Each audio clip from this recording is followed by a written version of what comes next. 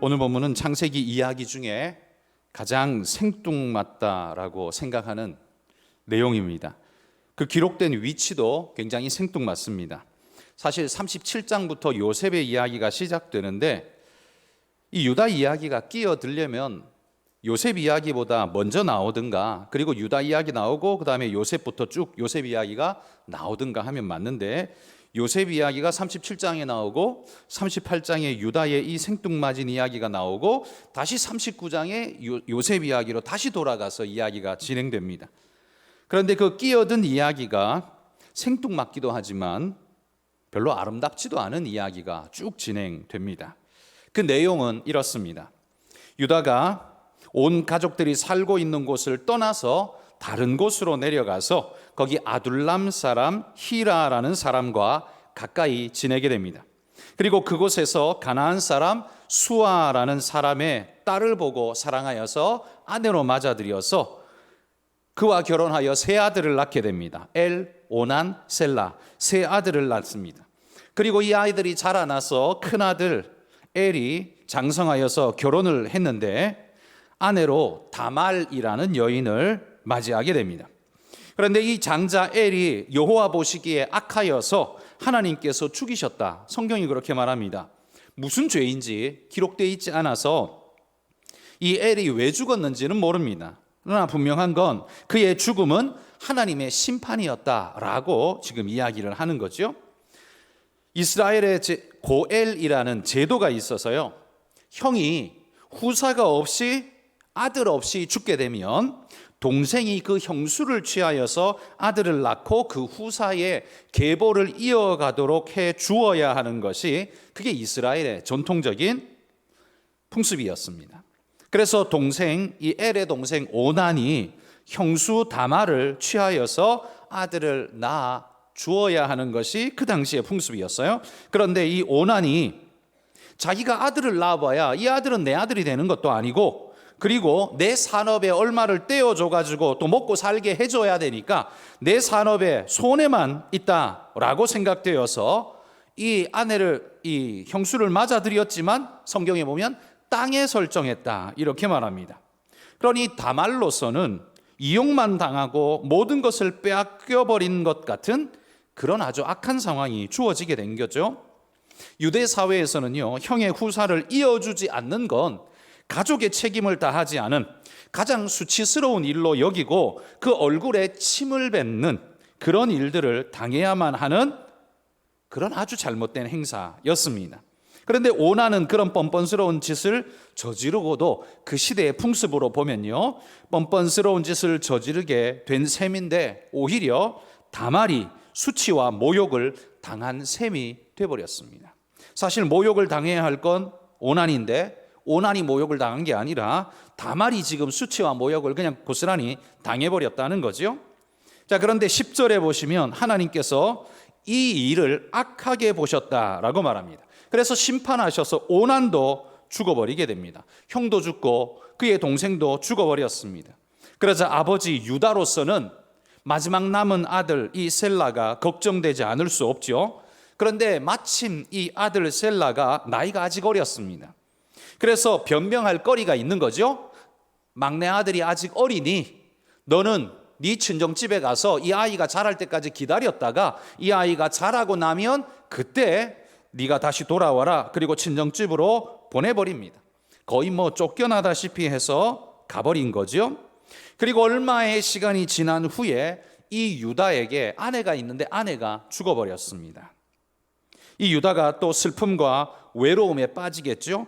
그러다가 그의 친구 아둘람 사람 히라와 함께 다시 딥나로 내려갑니다. 그것은 공교롭게도 그의 며느리 친정집이 있었던, 쫓아보내버렸던 바로 그곳이었습니다.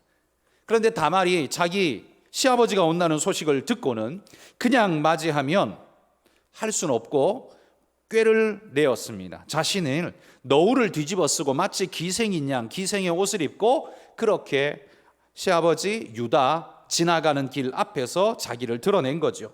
유다는 이 사람이 기생으로 알았지 며느리인 줄은 꿈에도 생각지 못했던 겁니다. 그리고는 그냥 기생인 줄 알고 그가 아내도 잃고 지금 외로운 상태에 있으니까 기생인 줄 알고 그에게로 들어갔다, 이렇게 말합니다. 다말이요, 이렇게 한 이유가 뭐냐 하면 14절에 보면 이렇게 말해요. 셀라가 장성함을 보았어도 자기를 그의 아내로 주지 않음으로 말미암아, 이렇게 말합니다. 그러니까 셀라가 다 컸음에도 불구하고 자기를 다시 맞아들여서 정상적으로 자기의 역할을 다 하도록 해주어야 하는데, 그의 자기네 삶을 보장해줘야 하는데 그러지 않고 계속 내팽개쳐 두는 상태로 버림받게 되었다라는 거지요. 마땅히 다말에게 주어야 할 걸 주지 않음으로써 다말이 이 시아버지를 속이고 시아버지에게 들어간 거죠. 대단히 콩가루 집안 같은 이야기가 지금 이 38장의 이야기입니다. 다말이 이렇게 한 이유는 유다가 마땅히 해야 할 책임을 교묘히 미루면서 그 책임을 마치 며느리의 책임인 것처럼 지금 떠넘기고 있기 때문에 이런 일을 벌이고 있는 거죠. 자, 이 일로 인해서 다말이 임신을 해버렸습니다. 그리고 다말이 임신했다는 소식이 유다의 귀에까지 들리게 됩니다. 적어도 이 이야기가 퍼져나려면 몇 달은 지냈겠죠? 적어도 5개월, 6개월 지냈겠죠? 옛날 요즘처럼 이렇게 원피스 몸에 딱 붙는 옷, 이런 옷 안 입지 않습니까? 고대에 그냥 통으로 된 옷을 입다 보니까 배가 웬만큼 나와가지고는 배가 나온 줄도 모르는 시대였기 때문에 아마도 그가 임신했다는 소식이 들려졌다라면 적어도 5개월, 6개월, 7개월 이 상태 정도가 되지 않았겠습니까? 이 소식이 유다의 귀에 들려지자 유다가 노발대발할 수밖에 없죠. 왜?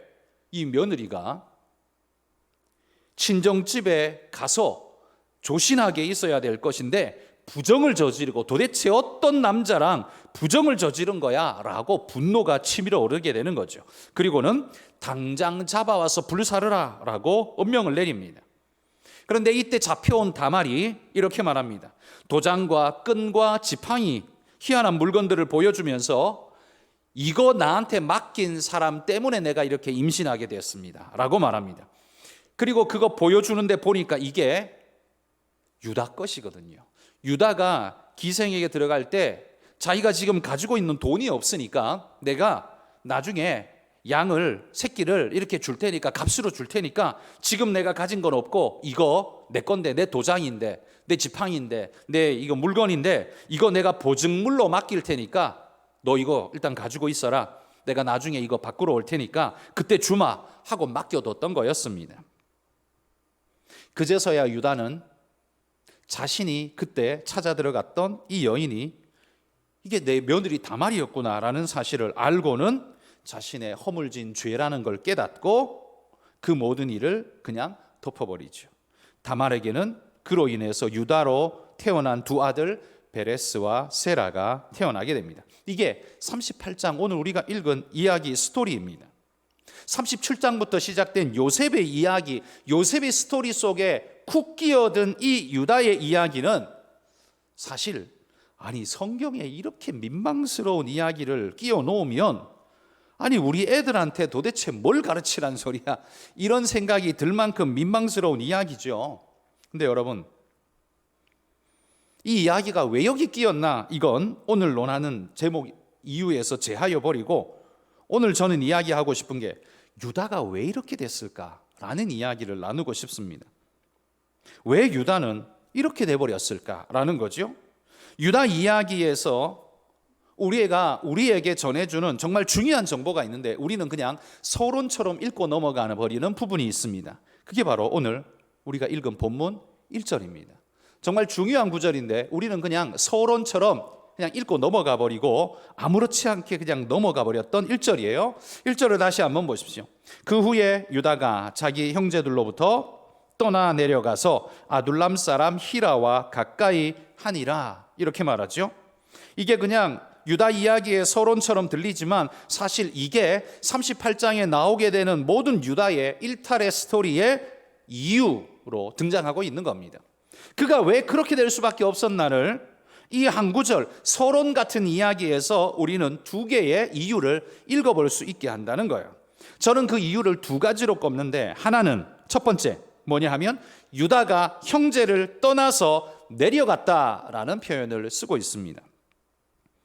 형제를 떠나서 잠시 어디 갔다 온다는 이야기가 아닙니다. 이건 형제들과 끊고 아예 떠나서 자기가 완전히 분가해서 다른 데로 가버렸다는 겁니다. 그러니까 아버지 야곱의 그 가족 공동체에서부터 떨어져 나가버렸다는 거죠.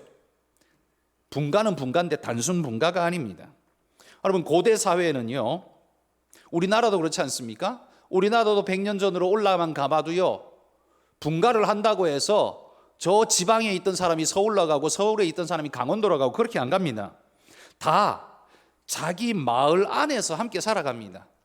첫째 아들이 결혼하면 분가하면 거기 집을 얻어주고, 둘째 아들이 결혼하면 그 옆에 얻어주고, 그래서 같이 조상의 그 땅을 일구면서 함께 살아가도록 그렇게 함께 살죠. 그게 시족 커뮤니티였습니다. 어느 나라를 가봐도 마찬가지죠. 여러분, 선교지를 가보십시오. 선교지를 가봐도 다 그렇습니다. 시족 커뮤니티가 만들어져서 그렇게 다 고대에는 살았습니다. 당연한 거였어요. 그런데 지금 이 유다는 바로 그 시족 커뮤니티를 싫어하고 떠나버렸다라는 이야기를 하죠. 분가가 그냥 분가가 아니라 공동체를 나는 내팽개치고 떠나버리겠다라고 하고 있는 모습이 유다의 이야기라는 겁니다. 왜 벗어났을까요? 보통 고대에 그들은 그 공동체를 벗어나지 않는데, 이렇게 벗어났다면 그 이유는 아마 두 가지였을 겁니다. 하나는 아버지 야곱의 그 공동체가 굉장히 불편하고 답답하고 나를 얽어매고 속 답답해서 나는 여기서 못 살겠다라고 자유롭고 싶어서 아버지의 그 그늘을 떠나고 싶어 하는 마음, 이게 아마 첫 번째 이유일 수 있을 겁니다. 또 하나의 이유는 자기의 야곱 공동체 바깥의 세계에 대한 호기심이 너무 강렬해서 나는 나가서 살고 싶어, 이런 마음으로 나갈 수도 있겠죠. 보편적인 이유로 따지자면, 우리가 충분히 추론할 수 있는 이유로 따지자면 이 두 가지가 유다가 그 공동체를 떠나갈 이유일 겁니다. 이 두 가지 중에 저는 첫 번째 이유가 유다의 이유였을 거라고 저는 생각을 합니다. 왜냐하면 후자, 바깥 세계에 대한 동경과 호기심, 여러분, 이건 이 유다의 여동생쯤 되죠. 디나가 세겜족 마을에 가서 이 사람들 어떻게 사나 호기심에 갔다가 어떤 일을 당했어요? 추행을 당하고 강제로 성폭행을 당하고 거의 그래서 형제들이 몰살시켜버리는 끔찍한 상황을 경험하지 않았습니까? 그러니 호기심에 다른데 이 시족 바깥으로 나간다는 게 이 세계가 얼마나 위험한 세계인가는 이미 경험했습니다. 유다가 그 형제니까 너무나 잘 알지 않겠습니까? 그러니 자기 세대에 경험한 일이기 때문에 유다가 모를 리 없습니다. 너무 잘 알죠. 그러니 호기심에서 바깥으로 나간다는 것은 굉장히 위험한 일이라고 전제한다면, 그가 알았다면, 그거보다는 그럼에도 불구하고 나가야 되겠다는 건 그만큼 그 안의 공동체가 불편하고 답답하고 힘들고 속 터지기 때문에 아마 나가고 싶었을 것이라 저는 그렇게 추론한다는 거죠. 자, 유다의 문제 첫 번째는 그의 형제 아버지의 집을 떠나서 뛰쳐나가 버리고 싶은 이 마음, 그러니까 하나님의 언약 공동체 안에서 벗어나고자 하는 마음이 이 큰 문제를 야기했다라는 겁니다. 사람이요, 자유를 꿈꾸는 건 사실 당연한 본성입니다. 그런데 여러분, 자유를 꿈꿔도요, 사람을 살리는 자유가 있고 사람을 죽이는 자유가 있습니다. 그런데 유다의 선택은 언약 공동체를 떠나서 지역 사람, 세상 사람에게로 나가버린 거죠. 이건 뭐냐 하면 언약의 질서에서는 그가 떠나가서 자유롭게 될지 모르지만 그가 들어간 세계는 어떤 세계예요? 하나님의 언약이 없는 세상 세계예요. 거기에는 뭐가 지배합니까? 힘이 지배하고 돈이 지배하고, 유다라는 사람은 그 세계에 들어가면 이방인일 수밖에 없는, 하나의 보호도 받지 못하는 완전히 외톨이 신세이고 약자, 을이 될 수밖에 없는 그런 사람이죠. 거기 들어가면 좋은 게 아니라요, 굉장히 위험한 상태에 놓이게 됩니다. 그런데 여기서 살다 보니까 이게 싫은 거예요. 왜 우리 탈선한 아이들을 보면 부모의 굴레에서 벗어나는 걸 자유라고 생각하지요. 부모의 그 잔소리에서부터 벗어나는 게 자유라고 말할 수 있을 겁니다. 그런데 이게 얼마나 어리석은 생각인지 사실 어려서는 잘 모릅니다. 여러분, 그게 자유 같아 보이지만 밖에 나가면 그럼 진짜 자유가 올까요? 그 부모의 잔소리를 안 듣고 떠나가면 진짜 자유가 올까요? 아닙니다. 아이들이 그 부모의 잔소리를 떠나서 나갈 때는요, 밖에 나가면 자유가 있을 것 같죠. 그런데 자기가 지금 부모님 밑에서 안전한 삶의 보호, 평안, 위로, 안전장치, 이 모든 게 당연히 자기 건 줄 알고 밖에 나가지만 밖에 나가는 순간 이게 내 게 아니에요. 부모가 지금까지 해줬던 이 모든 건 이제 다 사라지고 하나부터 열까지 자기가 해야 되는 위험한 상황에 놓이죠. 단지 부모의 잔소리를 듣지 않을 수 있는 자유만 주어질 뿐 나머지는 전부 다 완전 불완전한 상태에 떨어질 수밖에 없지요. 이건 모르는 거지요. 일단 나가면 자유로운 줄 아는데 나가보십시오. 나가면 자유로운 게 아니라 엄청난 두려움과 고통 속에 떨어질 수밖에 없습니다. 부모의 잔소리로부터는 자유로울 수 있지만 오히려 나가면 세상은 나를 부모님처럼 잘해주지 않습니다. 폭력이 난무하고 무자비가 나를 찾아오게 됩니다. 그 사자의 굴레 속에 떨어져 들어간 나는 살아남기 위해서 무슨 짓이든 해야 되는 그 아주 위기일발의 상황을 살아야 합니다. 기껏 어찌 보면 잔소리 한번 안 들으려고 했다가요, 어마어마한 위험 속에 노출되어 죽을 수밖에 없는 게 그의 상황이라는 거죠. 그러니 이게 얼마나 미련한 생활이냐, 미련한 것이냐라는 거죠. 근데 그게 아이들에게는 모르죠. 알면 아이들이겠습니까? 모르니까 애들이지. 여러분, 이 부스러기 자유, 잔소리 듣지 않을 수 있는 부스러기 자유를 누리기 위해서 지금까지 가지고 있었던 그 커뮤니티의 공동체, 안전, 보호, 인격적 관계, 사랑, 이 모든 걸 다 내던져 버린다는 겁니다. 그렇게 유다는요, 탈선한 아이들처럼 언약의 질서를 버리고 세상의 질서 속으로 들어가 버렸습니다. 이게 유다의 실패의 시작점이었습니다. 스스로 자유를 찾아 떠난다고 말할지 모르지만 그 대가로 지불해야 될 게 엄청난 것이 그 유다에게 찾아온 거죠. 유다는 며느리까지 본 나이 많은 어른이면서도 지금 사춘기 이 탈선을 보여주고 있는 굉장히 어리숙한 사람의 모습을 지금 우리에게 보여주고 있습니다. 그는 원래 자유인이었습니다. 그렇게 억압된 존재가 아니었어요. 그런데 하나님의 은혜의 공동체를 발로 차버리고 세상에 들어갔더니만 세상이 자기에게 자유를 줘요? 안 주죠. 억압과 굴레만 자기에게 찾아올 뿐입니다. 그래서 얻은 대가가 뭡니까? 오늘 본문에 나오는 비참한 대가가 바로 그 대가입니다. 그의 아들 엘오난 죽어버렸습니다. 성경에 보면 그게 하나님이 그들을 쳐서 심판해서 그들이 죽었다고 말합니다. 그렇다면 유다도 이 위기 상황을 깨달아야 하는데 아직도 깨닫지를 못합니다. 나의 탈선이 가지고 온 비참한 결과라는 걸 알아야 하는데 이 유다의 탈선이 아들들의 탈선으로 이어지고 있다는 것 또한 알아야 하는데 유다는 지금 그걸 모르고 있다는 거죠. 그렇다면 그 다음은 당연히 아들 둘이 죽고 난 다음에 변함없이 내가 그 탈선에 있고 죄악 속에 허덕인다면 그 다음 순서는 뭐예요? 그 다음 순서는 반드시 유다가 죽는 것밖에는, 심판을 받는 것밖에는 그 다음에 남은 게 없는 거지요. 그런데 여전히 죄악의 길로 계속 가고 있는 게 지금 유다의 모습인 거지요. 여러분, 하나님을 떠나면 부모의 잔소리가 싫어서 떠나는 아이들처럼 하나님을 떠나면 우리에게 자유가 주어질 것처럼 생각되지만 자유가 기다리는 게 아니라 뭐가 기다려요? 사탄의 굴레가 기다리고 있고요, 세상의 억압과 폭력이 우리를 기다리고 있다는 걸 기억해야 합니다. 물고기가 물에 갇혀 있는 것이 지겹고 괴로워서 자유롭고 싶다고 무태 뛰어 올라오면 그럼 자유로워집니까? 자유로워지는 게 아니라 죽죠. 물고기는 물속에 있어야 자유인데 그 물속에 있는 게 자기를 얽어맨다고 생각을 하고 무태 뛰어 올라오면 그 순간 뛰쳐 올라오면서 야 자유다 그리고 죽는 거예요. 자유가 아니고 죽음인 거지요.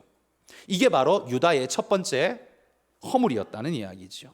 그 형제를 떠나 내려갔다라는 것. 하나님의 공동체, 커뮤니티, 언약의 공동체. 이 지금 가나안 땅에는요, 야곱의 가족 외에는 하나님의 언약을 따르는, 하나님을 신뢰하고 믿음으로 살아가는 존재들은 없었습니다. 그러니 지금 하나님의 공동체를 버리고 떠나갔다는 건 지금으로 말하면 교회를 버리고 자유를 향해 세상으로 나갔다라는 것과 비견할 수 있는 이야기일 겁니다. 이게 유다의 첫 번째 허물이라는 거죠. 두 번째, 유다가 이렇게 38장에 이런 허물진 이야기가 그의 역사가 될 수밖에 없는 두 번째 이유가 뭐냐 하면 38장 끝에 말한 1절 끝에 말하는 것처럼 아둘람 사람 히라와 가까이 하니라. 가까이 하니라. 이게 뭘 말하겠습니까? 재미나게도 이 38장에 보면 이 유다의 스토리는 계속해서 이 사람하고 엮이고 있는 걸 볼 수 있습니다. 그가 언약 공동체를 떠나서 세상 속으로 들어갈 때에 그 세계를 동행하면서 유다를 계속 끌고 들어가는 존재가 누구냐? 아둘람 사람 히라라고 성경이 말한다는 거예요. 1절이 말하죠. 아둘람 사람 히라와 가까이 하니라. 뭐 이런 것까지 이야기합니까? 성경이. 그의 인생에서 이게 뭐 그렇게 중요합니까? 아니, 히라 말고는 친구가 전혀 없었을까요? 그래도 꽤 있었을 텐데, 그런데 왜 히라만 이야기할까요? 이 사람이 의미가 있기 때문이죠. 그의 인생을 끌고 가는, 눈에 보이지 않는 마귀 같은 역할을 하고 있는 존재, 그게 히라라는 말입니다. 12절에도 한번 보십시오. 12절에도 보면 그가 아내 수아의 딸이 죽은지라 유다가 위로를 받은 후에 그의 친구 아둘람 사람 히라와 함께 또 딥나로 내려가서 무슨 짓을 저질러요? 거기서 기생을 찾아 들어가는 모습. 결국 첫 번째 문제 히라 때문에 생겼고, 두 번째 문제 또 히라 때문에 생겼어요. 그와 함께 하다가 문제가 다 터지고 있는 거예요. 성경이 지금 그걸 말하고 있다는 거죠. 유다가 잘못된 길로 가는 그 길목에 항상 아둘람 사람 히라가 있습니다. 하나님을 떠나 자유의 길을 찾아가지만 그거는 자유를 찾아온 게 아니라요, 히라에게 콕 깨어서, 이 세상의 존재 히라에게 콕 깨어서 끌려다니고 있는 모습이, 그게 지금 유다의 모습이란 말입니다. 처음에 그는 자유를 찾아 떠났다라고 스스로는 말할지 모르지만, 그리고 야 자유다라고 노래 부를지 모르지만, 사실은 어떻게 해요? 히라한테 콕 깨어가지고 계속 끌려다니고 있는 모습이 38장의 이야기라는 말입니다.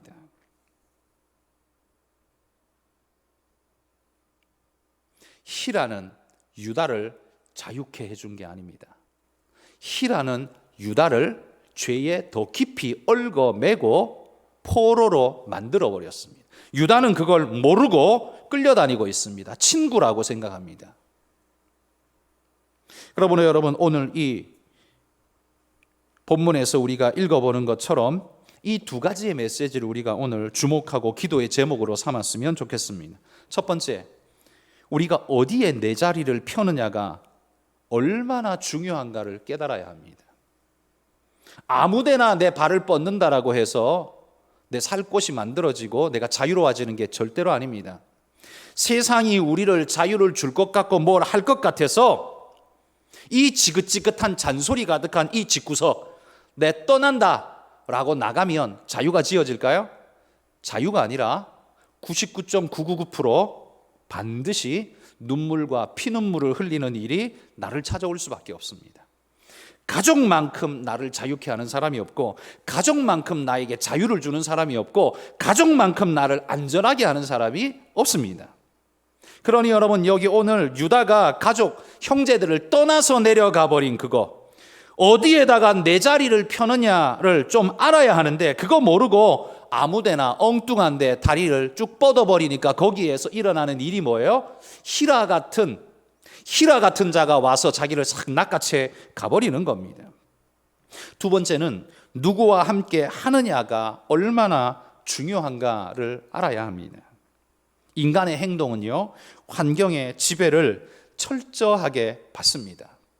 그리스도인은 환경의 지배를 안 받는 게 아닙니다. 그리스도인도 환경의 지배를 철저하게 받습니다. 그러하기에 그 환경을 어떻게 만드느냐가 그 사람의 인생을 만들어가게 됩니다. 지배하게 됩니다. 미련한 자는 지금 편한 것을 찾지만 지혜로운 자는 미래의 나를 위해서 오늘을 투자합니다. 그 투자금 중에는 인내와 수고가 있습니다. 그거 투자하지 않고 우리 인생이 잘 되기를 바라는 건 입 벌리고 감나무 밑에서 입 벌리고 감 떨어지기를 기다리고 있는 것과 마찬가지의 모습입니다. 오늘 힘들고 어렵다고 그거 포기해버리면, 수고와 인내를 포기해버리면 우리 인생이 자유로워지는 게 아니라 내 인생이 유다처럼 포기되어져 버리는 겁니다.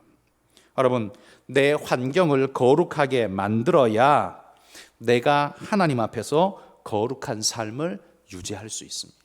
나는 거룩하진 않습니다. 그러나 내가 내 환경을 거룩하게 만들어야 내가 하나님의 거룩함을 닮아갈 수 있습니다. 내가 내 환경을 지저분한 그런 웅덩이와 구덩이로 만들어 놓고 내가 거룩하기를 바라는 건 말도 안 되는 일입니다.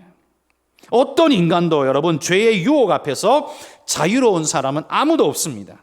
그러나 죄의 유혹을 가까이 하느냐 멀리 하느냐는 그 사람이 선택할 수 있습니다. 어리석은 자는 죄를 가까이 하면서 죄 속에서 거하면서 어쩔 수 없었다, 이런 핑계를 댑니다. 그게 왜 어쩔 수 없는 겁니까? 거기까지 갔으니까 어쩔 수 없는 거지요. 그러나 거기까지 가기 전에 우리에겐 기회가 계속해서 있었습니다. 지혜롭고 겸손한 사람은 그러기에 아예 그런 죄의 환경을 찾아가지 않습니다. 기대하지 않습니다. 여러분, 죄를 이기는 인간은 없습니다. 단지 죄의 환경을 피하는 인간이 있을 뿐입니다. 죄를 이길 수 있는 인간은 없습니다. 여러분, 성적인 유혹, 여기 앉아 있는 사람 중에 없는 사람이 있습니까? 없는 사람이 있습니까? 물질의 유혹, 여기 앉아 있는 사람 중에 없는 사람이 있습니까? 아무도 없습니다. 그런 유혹 앞에 놓일 때 나는 100% 절대로라고 말할 수 있습니까? 없습니다. 모두가 다 그 유혹에 노출됩니다. 그런데 차이는 그 유혹을 이겨내는 사람이 있는 게 아니라요, 그 유혹에 이르기 전에 그 환경을 만들지 않는 사람이 있을 뿐입니다. 거기서부터 이겨야 죄를 이기는 거지, 그 환경 앞에까지 간 다음에 이기는 사람은 없단 말이에요. 그게 인간의 죄성을 인정하는 그리스도인이라면, 하나님께서 인간을 아름답게 만들었지만 우리 조상 아담 때문에 저질러진 이 죄과 원죄, 죄성, 이게 내 안에 존재한다는 걸 인정하는 게 그게 그리스도인 아닙니까? 여러분, 유물론자들의 문제가 뭡니까? 죄성을 인정하지 않다 보니까요, 인간은 가만 내버려 두면 옳은 길, 좋은 길로 잘 갈 줄 알고 위험에 노출되는 걸 그냥 환영하고 부추깁니다. 그러니 온 세상이 죄악 덩어리로 흘러갈 수밖에 없죠. 죄를 이기는 인간은 없습니다. 단지 하나님의 말씀을 받아들이고 죄의 환경을 피하는 인간만 있을 뿐입니다. 그래서 시편 1편 1절에 뭐라 그랬습니까? 복 있는 사람은 악인의 꾀를 쫓지 않는다고요. 그게 왜 복 있는 사람이에요? 하나님의 말씀이 마음속에 있기 때문에 죄를 이기는 게 아니라요, 죄의 자리에 아예 가지 않는 겁니다. 왜? 자신이 약한 줄 아니까, 자신이 부족한 줄 아니까, 하나님 앞에서 무엇이 옳은 줄 아니까 아예 그 길을 가지 않으려고 하는 겁니다.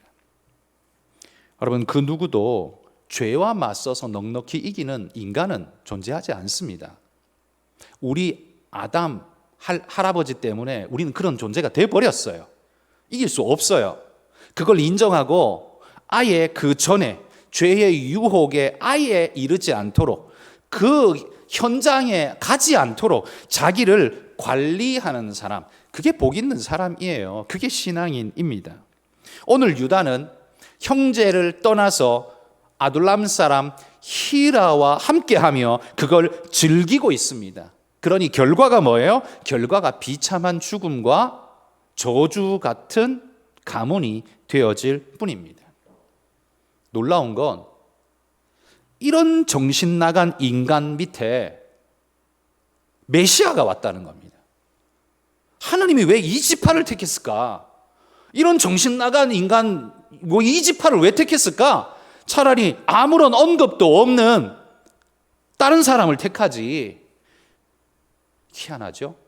이런 허물지고 어리숙하고 죄된 인생을 하나님이 변화시켜서 하나님의 귀한 도구로 쓰는 것을 보십시오. 그러니 우리에게도 소망이 있죠. 정말 멋진 사람만 하나님의 손에 쓰였다면 우린 이해가 잘 됩니다. 그렇지, 그 사람 그렇게 멋졌어. 당연해, 하나님이 그 사람 쓰는 거 당연해. 그렇지만 우리는 절망할 겁니다. 왜? 나는 멋지지 못하니까요. 나는 완전하지 못하니까. 나는 절망할 겁니다. 그런데 다행스럽게도 하나님이 이런 자도 쓰시네 하기 때문에 우리에게 소망이 있는 거죠. 그래서 우리에게 소망이 있는 거죠. 오늘 유다는요, 죄의 환경 속으로 스스로 걸어 들어가서 결국 인생의 파탄을 맛본 자가 되었습니다. 그런데 39장에 넘어가면 누가 나옵니까? 요셉이 나오죠. 요셉은 자기가 인생 파탄에 걸어 들어간 게 아닙니다. 남들이 요셉의 인생을 파탄으로, 수렁으로, 감옥으로 막 집어 던져버렸습니다. 자기 뜻이 아니에요. 그냥 내던져져 버렸어요. 그럼에도 불구하고, 그런 환경임에도 불구하고 신앙의 자유를 향해서 믿음으로 살았더니만 하나님이 책임지는 인생이 된 것을 보십시오. 38장과 39장의 차이는 어마어마합니다. 어마어마합니다. 여러분, 오늘 말씀을 기억하며 우리 자신을 한번 돌아봅시다. 나는 어디에 내 자리를 펴고 있습니까? 나는 교만한 마음으로 죄를 이길 수 있다는 그 교만한 마음으로 죄 턱 밑에까지 가서 경험할 것 다 하고 볼 것 다 보고 누릴 것 다 누리고 거기서 이길 수 있다고요? 아무도 못 이겨요. 죄보다 강한 인간은 없습니다. 목사가 아니라 목사 할애비가 와도 못 이깁니다. 그걸 인정하고 미리 가지 않는 것, 자기를 죄인의 길에 서지 않게 하는 것, 악인의 그 자리에 자리를 펴지 않는 것, 그게 복 있는 사람이죠. 죄가 아무리 와도 끄떡도 안 하는 것, 그런 사람은 없어요.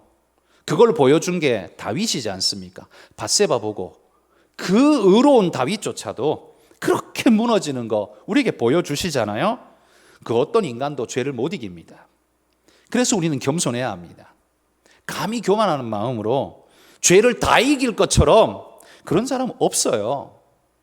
오늘도 여러분, 겸손한 마음으로 죄 근처에도 가지 않으려고 하는 겸손한 마음, 거기서부터 우리 신앙이 출발하는 겁니다. 하나님의 옳은 길이 뭔가를 알기 때문에 내 안에 호기심이 없겠습니까? 이 답답함이 왜 없겠습니까? 그러나 하나님 앞에서 그걸 인정하고 받아들이고 믿음으로 살기를 결단하며 살아가는 인생, 그게 진짜 신앙의 사람이다라는 거죠. 여러분, 오늘 유다의 38장 이야기는 정말 성경에서 지워버리고 빼버리고 싶은 이야기들입니다. 이거 뭐 시아버지하고 며느리하고, 근데 뭐 형하고 동생하고, 뭐 우리 문화에서는 정말 흉측한, 이게 우리나라 구한말에 이 복음이 들어왔으니 이거 어떻게 설교했을까 되게 힘들 것 같다. 지금이야 이해하지만 그 시대에 이 조선시대 갓쓴 양반들한테 이게 어떻게 먹혔을까, 정말 힘들었겠다, 그런 생각이 듭니다. 정말 여러분, 이 유다의 이야기, 이건 남의 이야기가 아닙니다. 늘 하나님의 언약 말씀을 버리고 세상으로 촉수를 뻗으며 바깥으로 발길을 내밀고 있는 바로 내 모습이 이 유다의 모습입니다. 그리고 그렇게 가면 결국 어떻게 되는가를 보여주는 그림이 이 유다의 이야기입니다. 그러니까 이 유다는 딴 사람이 아니고 바로 우리들 자신이다라는 거죠. 그러면서 여러분, 내 자리를 어디에 펼 것인가를 마음에 결단하고 우리가 살아가야 합니다. 내가 누구와 함께 할 것이냐, 그걸 결정하고 사셔야 합니다. 기분 내키는 대로, 느껴지는 대로, 그냥 마음이 땡기는 대로 그렇게 살았다간 히라한테 낚일 수밖에 없습니다. 여러분 인생을 히라가 끌고 다니며 이 구덩이 저 구덩이에 그냥 계속 처박아 넣으면서 내 인생은 죽음과 저주가 이어지는 그런 인생이 되고 말 겁니다. 여러분, 그런 어리석은 인생 살지 말고 하나님이 복 주시는 믿음의 참된 인생을 살아갈 수 있는 그런 경건한 믿음의 일꾼들이 다 되시기를 주의 이름으로 축복합니다.